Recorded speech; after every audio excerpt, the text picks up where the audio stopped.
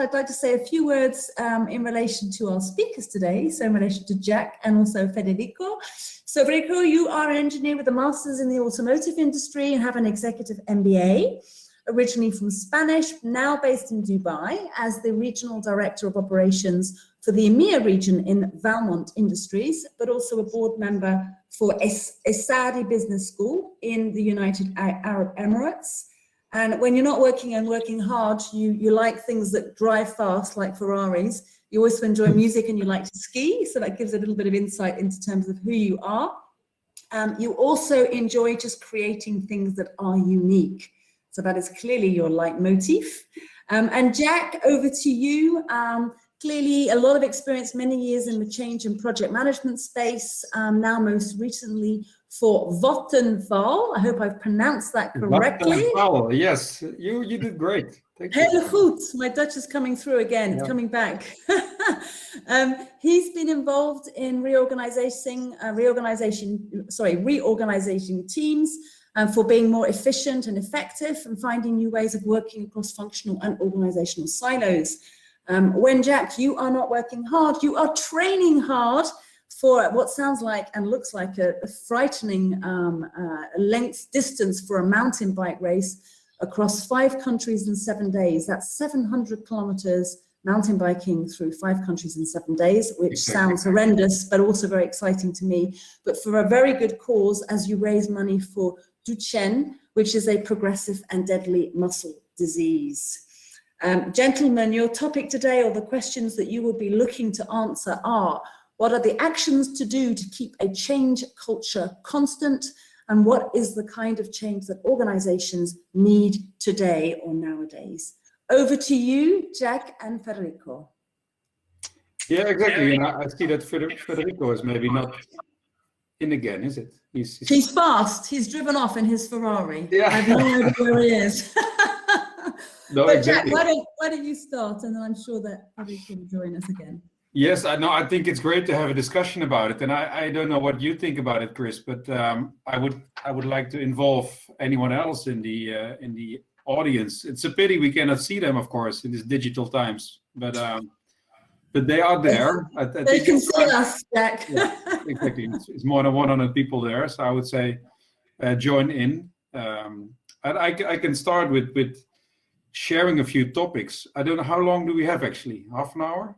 Yeah, we have just under half an hour, Jack, so we're good. Yeah, exactly. And we have one poll as well. Would you like to go there first? Would that be a good thing to do? Go there No, first? I mean, we can do, yeah, I don't know what you think actually. I mean, we can use the poll to start from.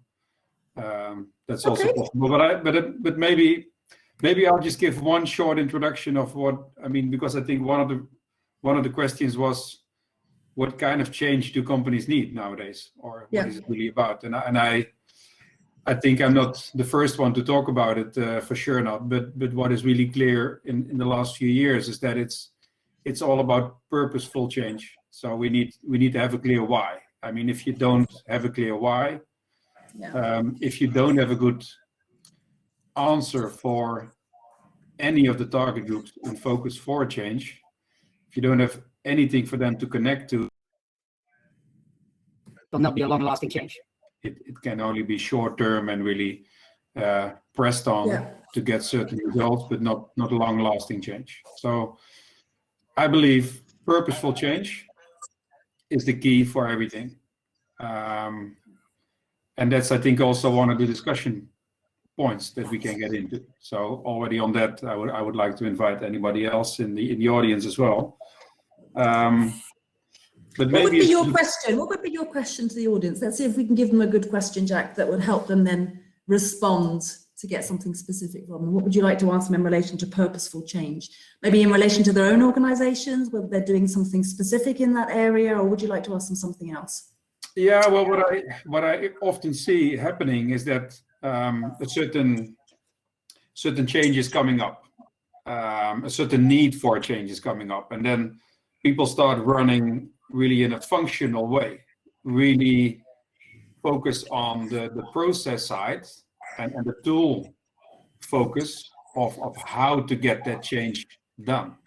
Yeah. So they really focus goes by completely on the emotional connection for individuals. Yeah. And if you then look at the fact that every change, no matter if it's about a system change or an implementation of a system or a new way of working, it's always about people, it's always about behavior. So it's behavioral change is the basis of everything. I don't think it can go. Hey, Federico. Finally, sorry, life issues. That's good. Okay. We're all so used to this now, right? And just on that point, Jack, there is actually a question in the chat, which is, do you notice differences around the globe in terms of the appetite for or the ability to do purposeful change? So is there a difference across cultures, I guess? Yes, most likely. I don't know if I can have my opinion about that, but across the globe, I would not be able to be answering that, if I'm honest. I do think that is really it is really cultural dependent, of course, but I would say mostly the culture of a company, and you can have different types of culture companies across the globe as well. I mean, in Sweden and Northern Europe, where I'm working mainly, there's also still, of course, a really big difference between companies. Yeah. If you look at our company, Vattenfall, then what you can see is that because we are so purposeful, I mean, I can talk more about that, but it's not about selling Vattenfall in this case, so maybe that's not priority. But what we can see is that since there is a clear purpose for our company, there is actually already so many more people wanting to work at our company. So there's really people much more knocking on the door to become part of the big change that we are focusing at. And just in one sentence then, I mean, our focus is to make a fossil-free life possible within one generation. So that's the overarching goal of the company. And what we do is that all the changes in our company, no matter how small it is connected to that purpose. It's connected to making it possible to enable a fossil-free society within one generation. Yeah. And that is exactly what is really engaging our people. We have also the results of that. It's really been proven that it's a massive impact on the engagement level in our company, and also the success of how people collaborate, of how changes are actually really being reinforced. So it's not about just, okay, again, coming back to that functional focus that often has been there, and that often is still the case for change projects. Functional focus, we have to go from A to B, we have to take these steps, we divide the tasks, and now we run. And then you have a few really focused people that are probably going to do a great job on delivering on that. But how long lasting will that be once it's done? Is it really being reinforced? And that reinforcement is one of the most difficult parts there is. And that is because it's really about behavior. And a behavioral change you don't do overnight. You don't do with one or two actions in planned moments. You need to do it over a longer period. And people need to be really engaged and wanting to do it differently, or wanting to use a different system, or wanting to be part of a new reality. Yeah. Federico, I'm going to ask you a few questions. Lovely to have you as part of the sessions. The questions obviously guiding the topic for us in this session together today are, what are the actions to do to keep a change culture constant, and what is the kind of change that organizations need nowadays? Maybe you can share some of your insights on those questions and the world that you're in. Yeah, absolutely. So for me, let me start with a question for you to understand, because I like to play with analogies. So the question is, would you blame Cristiano Ronaldo, okay, if you put him as a goalkeeper and he's not able to stop any shot? We have a chat, right? People can say yes, no. Probably not. Also, the same for the goalkeeper. Opposite case is the same. It's do you blame a goalkeeper for not scoring a penalty, or if you put in the offense? Probably not, right? And I would like to do this analogy between change and the culture of change and a football match or a football team, okay? Because in the end, it's more or less the same. So when you score a goal in a football match, you are changing the score. But is that score the ultimate goal? I don't think so. The goal is just the resource that you have in your team to beat the other team, right? And to beat the other team in a match is to win more points in the league. And to win the league is to increase your trophy museum or whatever. So this keeps in this case, the football team alive during the time. And this is exactly the same with the companies. So the companies need change, need every day, but this is not the ultimate goal. Change is just a resource, it's just something that we need to do daily. And when you do something daily, it's a culture to really being alive in the business, to improve, to serve your customers better, to deliver something better to the world. And as I compare the football team, I was thinking about the goalkeeper and Ronaldo. Of course, not everybody in the company are Ronaldos or goalkeepers. The idea is to have different people working toward the same goal, towards the same purpose. And of course, you will have a defense, middle, offense, and it's the way that you play between each other that will make the company make and score a goal. So in this point, what I would say is that what companies need right now is to really assess the team and to put the people where they really can add value. Not every people, because when we thought, and it's something that I find out here in the industry, is like you promote more or you spend more time with the person that can change more things. So this is your Cristiano Ronaldo. But if Cristiano Ronaldo doesn't have a team that it's making passes through the field and make him score, it's very difficult for him to change the full score of a football match, you know? So that's my analogy, and this is my first insight is just you need to know your people very well, And then how can you achieve that is by training.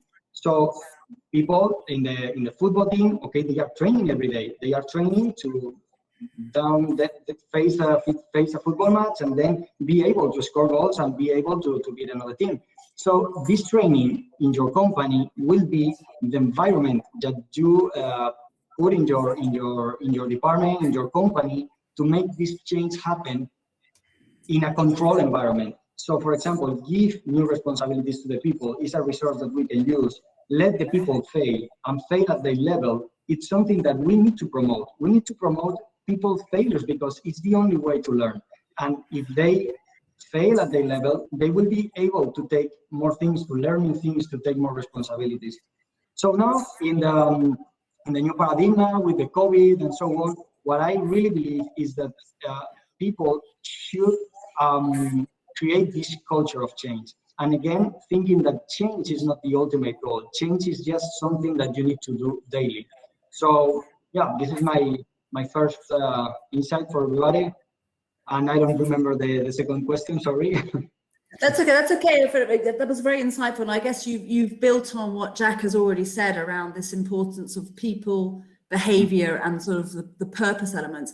Jacques, I'd like to come to you in terms of the role of top management.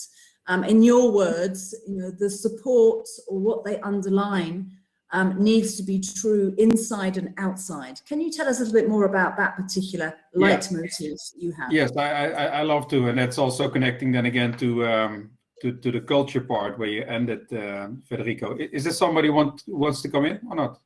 I think you can keep going. It's just someone who's not in the right room. Okay, I'm sorry, I will not get into that. But should we start with the poll, maybe? Now. We can do, yeah. So we need to go to the poll section, just next to the chat. And and the question you're asking the group is, what is the question you actually put to the group? Which one is it? I don't see anything there. So I'm not sure whether your question was, if a change is coming bottom up instead of top down, is it much easier? Is that the one? Okay. So the question is, so for those of you who haven't yet voted, please go into the polls. We've got a question here. As part of the survey, if a change is coming bottom up instead of top down, is it much easier? and more successful to get long-lasting change. And you have a choice of yes or no. There's a 50% chance of getting it right. Yeah. And so far, Jack, we have 63% of yes. So can you repeat the poll again? I can read it here, actually. I can see Okay, it. so the poll is, if a change is coming bottom up instead of top down, it is much easier and more successful to get long-lasting change. 62% of the people said, yes, I agree with that statement. Yeah, that's actually what I hoped to see, what I expected to see, but I don't agree myself. So that's also why I created the poll. Yeah, exactly. I think what my experience is that we underrate the importance of top-down involvement, top-down management. The importance of culture in change is so big. I mean, are we able to change? It's all about culture. It's all about behavior, and that's dictated by top management in any company. That's my statement. What I notice is that in many companies that I've been, also in changes that I have been doing myself, sometimes from a mandate position as a manager, where I was able to really steer on change and take responsibility, but also I've been responsible for new ways of working where everything was built on intrinsic value. People wanting to do something different because they see that this is the way to go, but not really having any mandate, just wanting to push for it. And those things always start really great. I mean, it's always a lot of people with energy and focus, and they get more people involved, and then actually often always got a result out of it, a real change. But then again, you come to the reinforcement step, where, you know, are we really going to continue doing this? Are we really having this as a structural change? And that's when you see that often it went wrong because top management was not involved. It was not really, it didn't really find a place in the organization itself, in the more formal organization itself. So I think that although bottom-up change is great to find the energy and the involvement and the engagement of people who can really make it happen, it will not be a long-lasting change if top management is not highly involved and also really visible in their role as a sponsor for these kind of changes. So I think, and that's also then coming to that other topic, how you started already, what's the role of top management? And that's really about they need to be true. It's not only about maybe at the start of a big project to come by and to make a nice statement of what needs to happen and then delegate responsibilities to a project manager, to a change leader, what often is the case, and then they step away and they get reports on how well it's going or not. They really have a really important role throughout the whole process, where they need to communicate constantly, they need to be visible, and they need to show the behavior that fits with it. Because too often it's top management who should be the sponsor in any change. They are telling other people what should happen and why, but they are not showing themselves the behavior that fits with it. Yeah. And this is one of the crucial points to get long-lasting change, reinforcement of change. So Jack, just and before I go over to Federico, if I may, just a quick question. You know, very practically, a senior leader who's not doing what they should be doing in terms of this kind of inside and outside, you know, how do we deal with that? What do we say to them? How do we encourage them? Well, I think that's really an important role for the project manager, for the change leader, for any senior, you could say, well, anybody in a change project, I would say, but often the most senior ones are the ones that are in contact with top management. Reflection, on the spot reflection, you know, really showing it, you know, this is what you're doing here, this is how you did it there, and this is what the effect is, and this is what it should be, and you are responsible. So really constantly pointing out, this is your responsibility. You cannot delegate this to me. You need to do this. And this is a constant struggle because you cannot blame them either that they don't always see it, you know. So it's not that they do it on purpose, that they don't do it right, but they need to be pointed out at it. They need to be having the reflection moment to see. And you can do that by measuring anonymously in a project. How is it going? How do you feel supported by your management? Or that measuring success is really important. Also really a difficult thing to do in change, to measure the success, but still a really important topic for another discussion forum. But I think that constant reflection is really important. And I think also that making clear agreements already at the start of a change. So when you as a project manager accept the responsibility, that you really make it clear, what are you delegating to me? What is not possible to delegate to me? And what is your role going to be? What can I actually demand from you in the coming time to come? And then also really plan that and then follow up on that. Yeah, no, very clear. So clearly a key role to be played by the key project or change leader in the process. Federico, I cut you off earlier, so my apologies, but you also wanted to share something. You asked me what questions are we answering here. I think there are probably two. What are the actions to do to keep a change culture constant? And I believe you have some views on that around perseverance. And what is the kind of change that organizations need nowadays? What would you like to share with the audience? Yeah, no worries. The one that I want to share is Jacques said that one of the things is communicate and being visible, but also I will add, and maybe he said it directly, is listen. Listen is a very important part of keeping the constant alive, because when you have a lot of people, okay, and you need to achieve something that is new, your showstoppers, your barriers will be always the fears of that people. So when you let the people work in an environment where they can express, where they can say what they think, and you listen to them, and instead of putting the goal of the company in their mind, you listen what are their fears, and you work with them in sharing a vision, for example, or working in these fears, you will have the guy totally encouraged, at least with you. And this is a very powerful tool to encourage for the next steps. So I totally agree with the top management. Sorry, I hear some echo. It's okay. Okay. Yeah, I totally agree with the top management and bottom down, and there are some comments there that it's a mix of both things. But there is it's not what the management or the top management do, it's how they do it. And Jacques says very well that is communicating and being visible. This is super important, because change can be in the way that, okay, we are here, okay, and then the top management says, okay, we need to change, so let's apply the 5S culture or the 6 Sigma, and then, okay, the company will be here, they will hire a consultancy company, they will put all the tools, they will put all the training, they will be here.